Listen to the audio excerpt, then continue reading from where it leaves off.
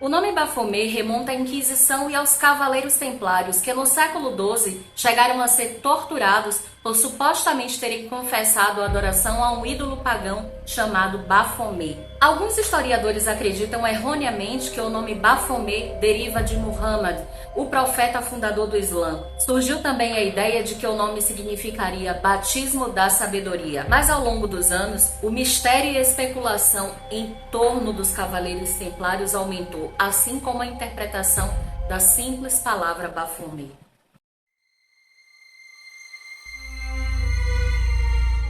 Olá pessoal, eu sou a Van Farias e esse é o seu canal Fatos Macabros.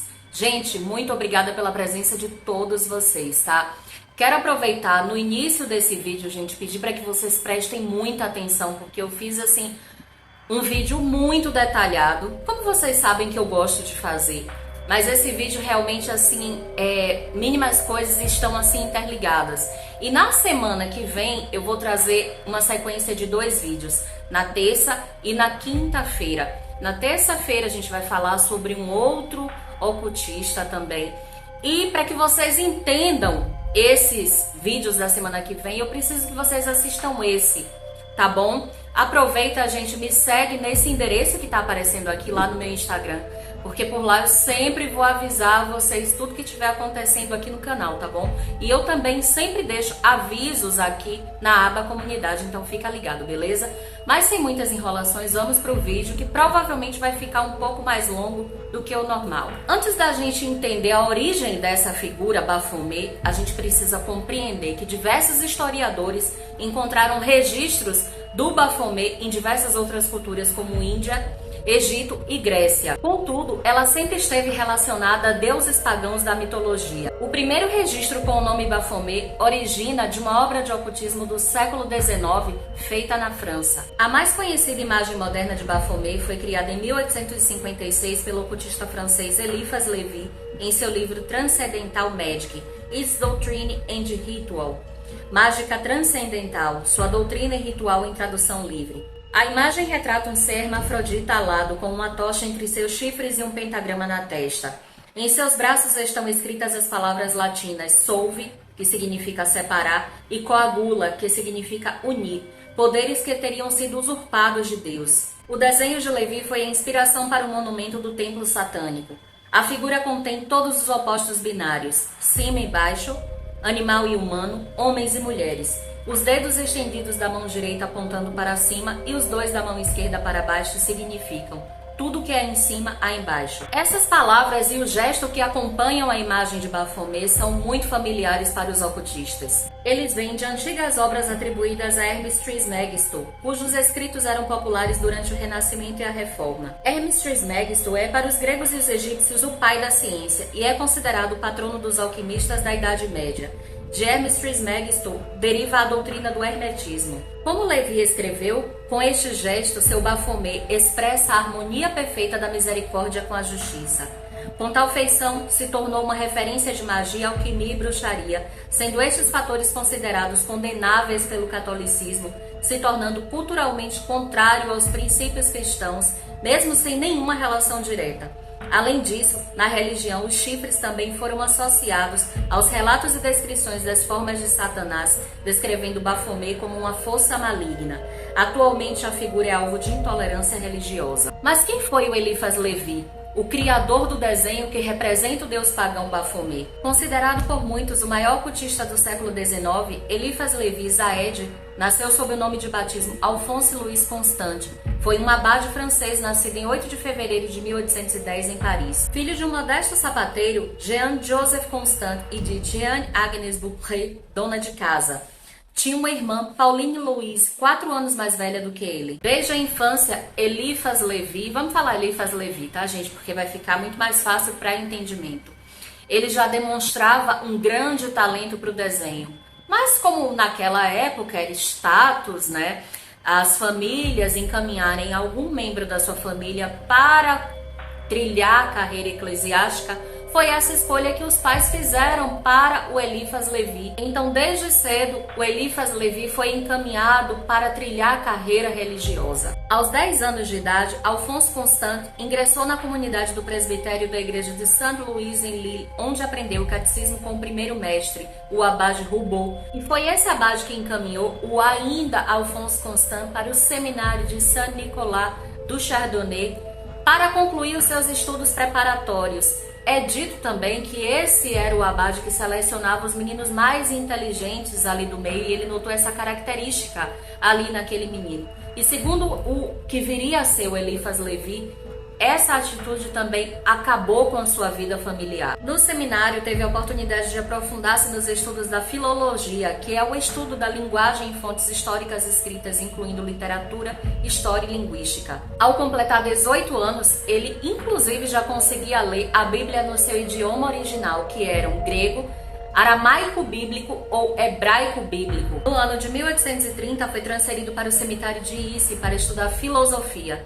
2 anos depois, ingressou em Saint-Sulpice para estudar teologia em Issy, quando escreveu seu primeiro drama bíblico, Nimrod.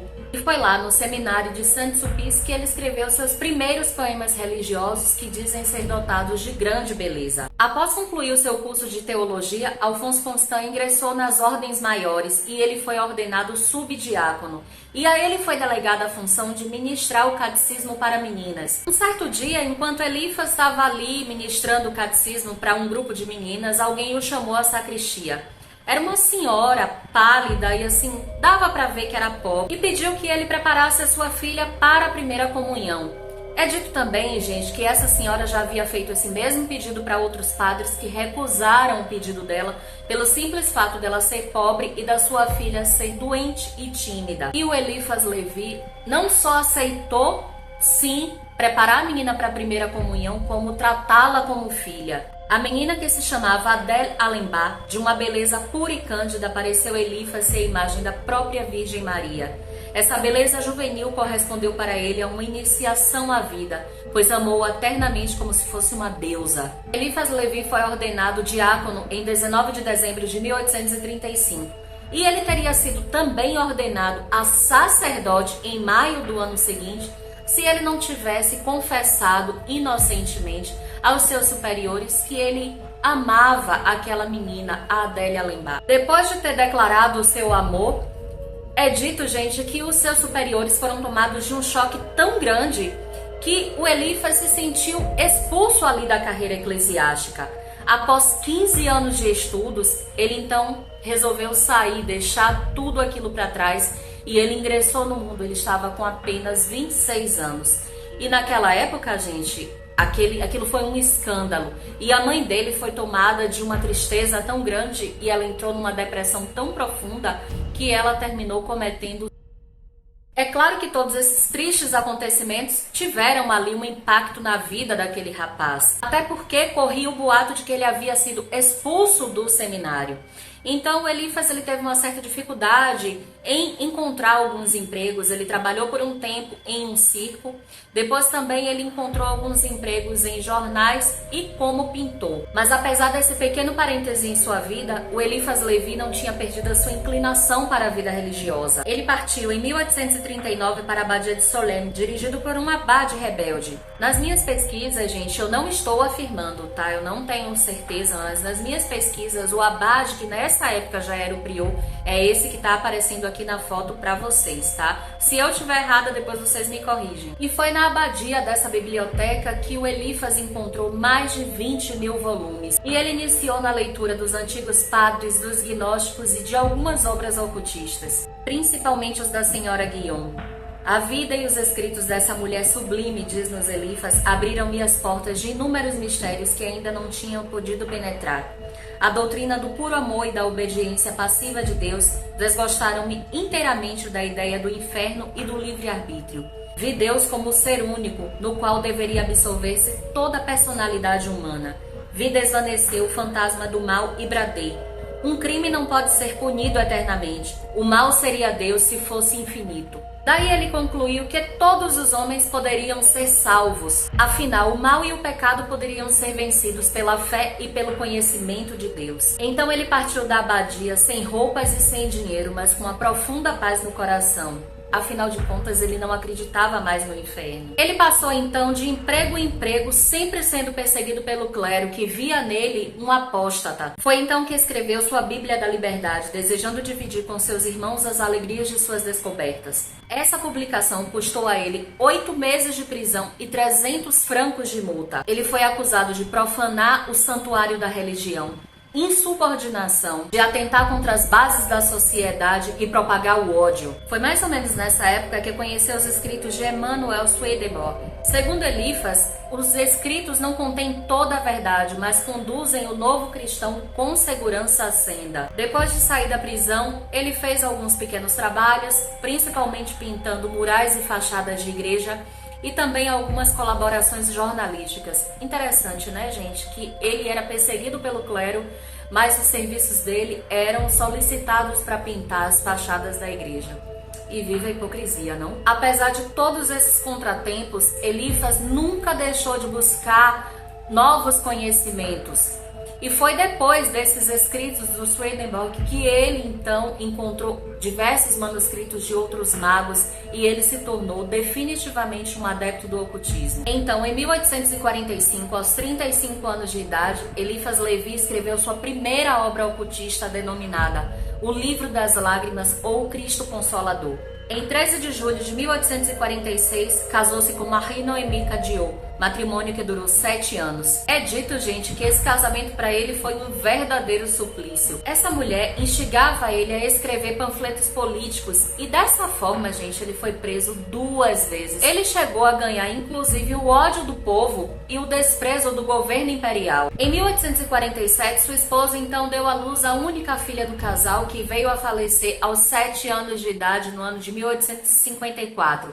É dito que a menina sempre foi muito doentinha, mas a mãe também era muito displicente.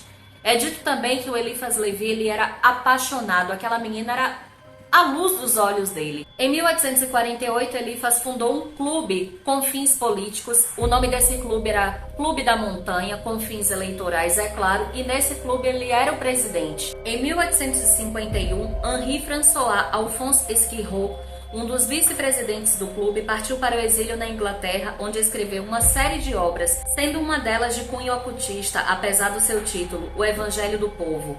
Entre os discípulos de Esquirot contava-se Henri Delage, iniciador de Papus, em 1882 na Sociedade dos Filósofos Desconhecidos, entidade que provém de Louis-Claude de Saint-Martin. Foi a partir desse episódio que Eliphas abandonou definitivamente a sua obra social e passou a dedicar-se exclusivamente ao ocultismo. O interessante, gente, é que a gente conhece as origens dos estudos ocultistas do Eliphas Levi, mas permanece em completa obscuridão a sua origem iniciática. Em 1854, Eliphas viajou para Londres, onde ele encontrou com diversos outros ocultistas que pediram a ele por revelações e diversos outros prodígios. Só que, longe de querer iniciá-los na magia, ele resolveu se isolar no estudo da alta cabala. Nessa época, ele encontrou o que se chama de grande adepto, uma pessoa que atingiu um dos grandes graus dentro das ordens da senda real e da realização divina, que se tornaria seu grande amigo, Bulwer Lytton, autor de Zanoni, considerado o grande romance esotérico do mundo do século XIX, Os Últimos Dias de Pompeia, A Raça Futura e outros clássicos da literatura ocultista. Os dois mestres teriam trocado informações iniciáticas sobre as sociedades ocultistas, as quais certamente eram os grandes expoentes. Inclusive consta que teriam realizado trabalhos espirituais em conjunto, indo desde invocações a contatos com seres de outras esferas de realidade. As anotações que comprovam esses fatos foram parar nas mãos de Papus e publicadas posteriormente. Nesse material existem registros sobre 3 visões de Levi e Lytton, de São João, de Jesus e de Apolônio de Tiana, na qual Apolônio é descrito como um velho. Nessas invocações e visões teriam entrado em contato com forças que lhes revelaram os mistérios dos 7 selos do Apocalipse, que seria a base para a compreensão da cabala mágica, escrita em código na Bíblia cristã. Conhecer eventos futuros sobre a vida de ambos e sobre a humanidade. Conhecer a magia celeste como contato com a hóstia angelical. Souberam as chaves dos milagres e de todos os prodígios mágicos. Parte mais difícil da busca mágica, como manter e honrar os saberes conquistados na senda e na busca pelo real caminho. Em 1859 veio à luz sua História da Magia, formando com a chave e o dogma a trilogia ocultista tida como Bíblia por seus discípulos. Eliphas Levi teve muitos discípulos, inclusive homens de grande importância e da alta sociedade. Mas apesar de cultivar relações com pessoas muito importantes e ricas, Eliphas levava uma vida relativamente simples. Suas regras eram uma grande calma de espírito, um asseio com o corpo, uma temperatura sempre igual, de preferência um pouco mais fria do que quente, uma habitação arejada e bem seca, onde nada lembre as necessidades grosseiras da vida, refeições regulares e proporcionais ao apetite que deverá ficar satisfeito e não excitado, uma alimentação simples e substanciosa, deixar o trabalho antes do cansaço, fazer um exercício moderado e regulado, jamais aquecesse ou excitasse à noite para que a maior calma preceda o sono. Com uma vida regulada assim, pode-se prevenir todas as doenças que se apresentam sempre sob a forma de indisposições, fáceis de combater com remédios simples e brandos. Uma xícara de vinho quente para o enfraquecimento e o resfriado, alguns copos de hidromel, como purgativo, infusão de borragem e leite para a gripe. Muita paciência e alegria farão o resto. Em agosto de 1862, editou seu livro Fábulas e Símbolos, considerado por ele mesmo como o mais profundo que escreveu. Ao elaborar essa obra, conta-nos Eliphas, o espírito projetou-se em sua alma, de sorte que via todo o conteúdo do livro na luz, antes de ser escrito. Toda a obra foi feita de um só fôlego, sem qualquer rasura. As ideias brotavam espontaneamente, e coisas simples e belas emergiam da luz, admirando o próprio autor.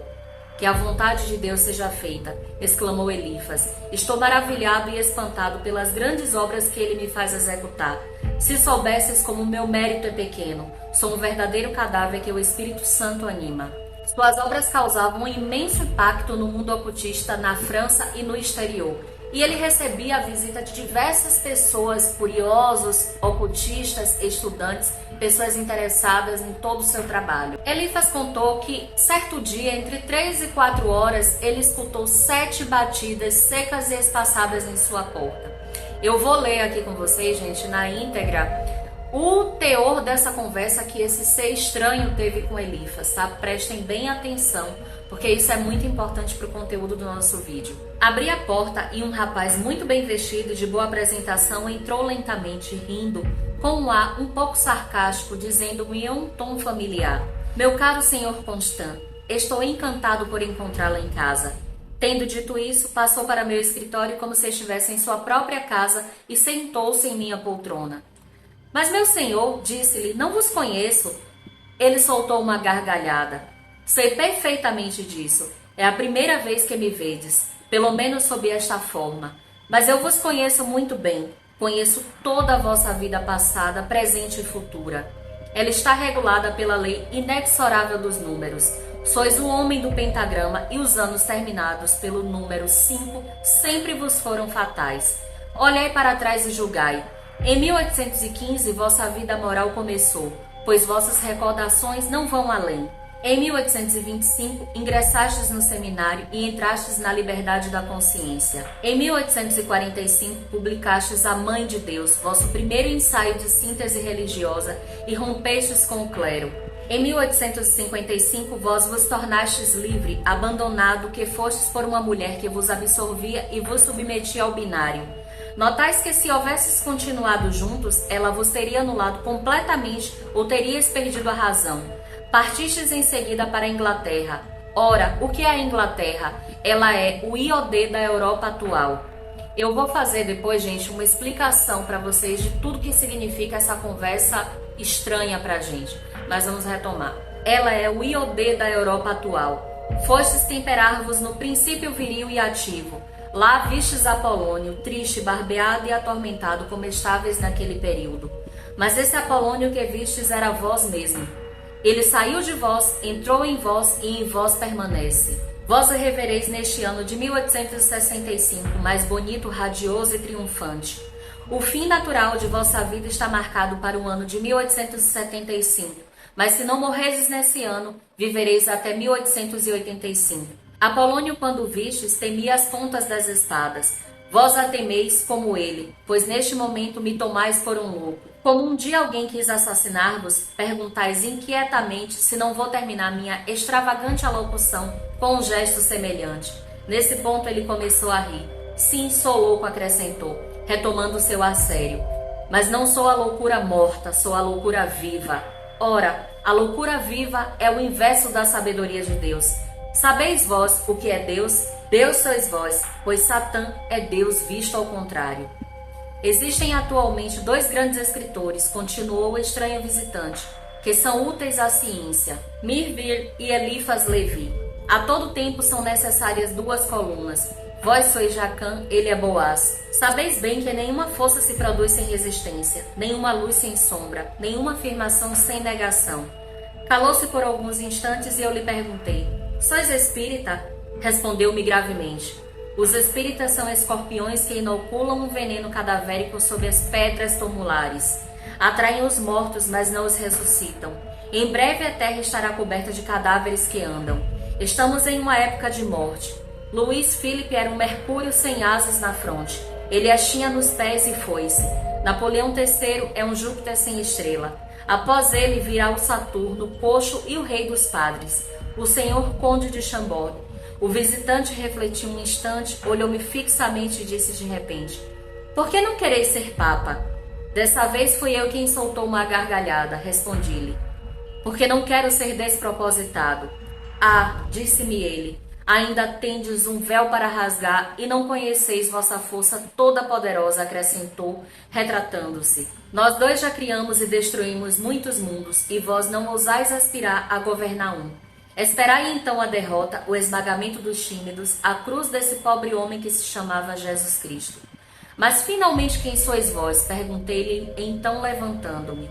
Vós negastes minha existência, respondeu-me ele. Chamo-me Deus, os imbecis denominam-me Satã.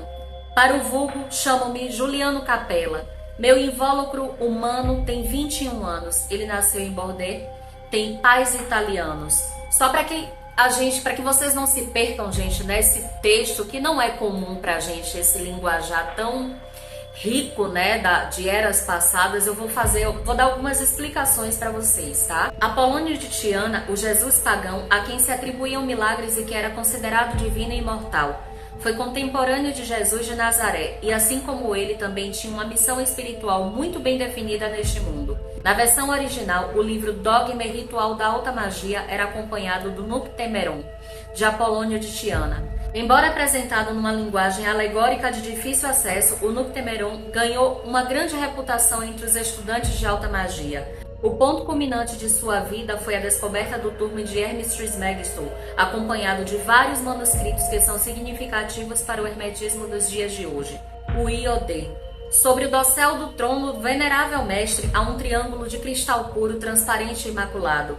No centro do cristal é inserida ou pintada a letra hebraica Iodê, cuja aparência se assemelha a uma vírgula. O símbolo é o emblema material da máxima divindade, do Deus Criador. A maçonaria nasceu na Inglaterra no século XVIII. As explicações foram essas, eu espero que vocês tenham compreendido. Caso vocês não entendam, vocês deixam aqui nos comentários que eu volto a explicar para vocês, tá? Talvez por escrito fique mais claro, porque eu confesso que é meio complicado para quem não entende desse assunto, como eu, gente, não entendo, tá? É bem básico. Mas retomando, o Eliphas, ele falava que enquanto aquele estranho visitante falava, ele sentia uma grande dor na sua testa e era como se ela fosse explodir. Ele também relata que aquele ser parecia com o Lord Byron, a figura do Lord Byron, só que com traços menos regulares. E da mesma forma que aquele estranho visitante chegou, ele foi embora e nunca mais ele foi encontrado nem pelo Eliphas e nem por aqueles estudiosos. O ano de 1865, como havia predito aquele estranho visitante, foi triunfal para Eliphas Levi, pois a publicação do seu livro Ciência dos Espíritos trouxe sim uma reputação enorme entre os ocultistas ali da época. No dia 31 de maio de 1875, faleceu Eliphas Levi. Aqueles que o acompanharam até o último momento testemunharam sua grande coragem e resignação. No momento de expirar, estava bastante calmo. Sua vida tinha sido plena de realizações espirituais. Havia cumprido a missão de iniciado e iniciador. Acima do seu leito estava fixado um crucifixo que olhava seguidamente nos últimos momentos. Disse antes de expirar: ele prometeu o Consolador, o Espírito. Agora espero o Espírito Santo. o mestre faleceu logo em seguida. É dito que Eliphas Levi ele dedicou toda a sua vida, pode-se dizer, aos estudos, né, e grande parte aos estudos ocultistas, aos estudos religiosos. E ele levou, gente, apesar do seu relacionamento com homens da alta sociedade, homens de grande importância, ele levou a sua vida de uma forma muito humilde. E no final da sua vida, ele não possuía nada além de algumas obras de artes e muitos livros. Os manuscritos de Eliphas Levi foram vendidos e dispersos, mas graças a Stanislas de Guaita foram reencontrados. Eliphas Levi foi sepultado no cemitério Ivry, em Paris. Posteriormente desenterrado e jogado em vala comum em 1881. Poucos anos depois, o seu local de sepultamento desapareceu após a remodelação do cemitério. Uma curiosidade que eu encontrei é que o Eliphas Levi, ele teve uma breve participação na maçonaria. Conhecido como mestre da simbologia e do ocultismo, ele foi convidado a dar uma palestra numa igreja maçônica lá em Paris. Só que ele foi interrompido pelo mestre maçom. Eliphas então se ofendeu, parou a apresentação, deu as costas e foi embora para nunca mais voltar. Pasmem, ele tinha somente 5 meses de iniciado. Bom, gente, esse foi o conteúdo que eu preparei para vocês. Claro que é assim, um grãozinho de areia na rica história desse homem, que para uns representa uma pessoa, né, um ser que era a personificação do mal aqui na Terra. Para muita gente, eu já ouvi muita gente falar nisso. Para mim, ele era um estudioso. Claro que eu, né, como tenho as minhas bases religiosas, ainda ligo essa imagem do Baphomet a uma coisa negativa. Outro dia, né, gente, eu não me lembro quanto tempo atrás, houve aquela polêmica aqui no Brasil, acho que é num estado do sul, que uma zeladora espiritual, vamos falar assim, que ela colocou na entrada de sua casa uma imagem do Baphomet maioral.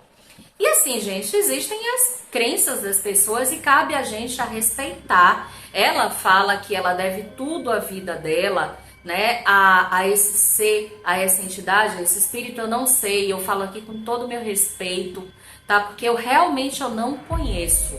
Eu sou uma grande entusiasta, uma grande admiradora e eu estudo muito sobre a espiritualidade, como vocês sabem. E eu acho que a gente não deve simplesmente fazer pré-julgamentos, a gente deve conhecer para depois a gente julgar. Diante desse vídeo a gente vê o quanto o próprio Eliphas Levi, ele exaltava as forças do céu, né? Ele falava sobre o poder soberano de Deus. Então assim, será que não existe realmente pré-julgamentos? A imagem do Baphomet, como eu falei, sempre esteve ligada a um deus pagão. Inclusive, gente, eu vou colocar uma imagem aqui para vocês, essa imagem do Baphomet que serviu de inspiração para o Satanic Temple, mas esse é um assunto para uma outra imagem. Lá o Lucian Grave, ele fala que essas crianças que estão em volta da imagem do Baphomet, que elas não têm nada a temer, mas essa igreja ela tem uma série de coisas que eles pregam, como não existem regras, né? Eu acho que é basicamente isso. Se você tem vontade de fazer, vai e faça. Mas existem também, na minha opinião, uma série de heresias, como parece que eles fizeram em cima do túmulo de uma senhora. Depois eu vou trazer um outro vídeo para vocês. Deixa aqui nos comentários para mim, caso vocês queiram, tá bom? Eu acho a história do Eliphas Levi muito rica. Mas assim, eu confesso que eu fiquei impressionada, porque eu não trouxe tudo aqui, porque é um conteúdo forte, sabe? E eu fiquei com medo em algumas partes e eu não quis me aprofundar muito, mais do que eu me aprofundei, né, gente? Eu vejo sim como uma coisa que é muito profunda. Mas é isso, gente. Fica aqui o meu respeito a esse homem, né, inteligentíssimo. Que ele sim, ninguém pode negar que ele era um homem muito inteligente, um homem que tinha capacidade de representar o que ele representou naquela época. É isso que eu quero dizer. Quero muito saber qual a opinião de vocês, o que vocês acharam desse vídeo, se vocês acreditam, se vocês não acreditam, se vocês gostam, se vocês não gostam. Não esqueçam, gente, de se inscrever no canal, ativar o sininho de notificações, deixar o seu like ou dislike, tá tudo beleza, tá bom? Beijos, meus amores, até o próximo vídeo. Tchau, tchau.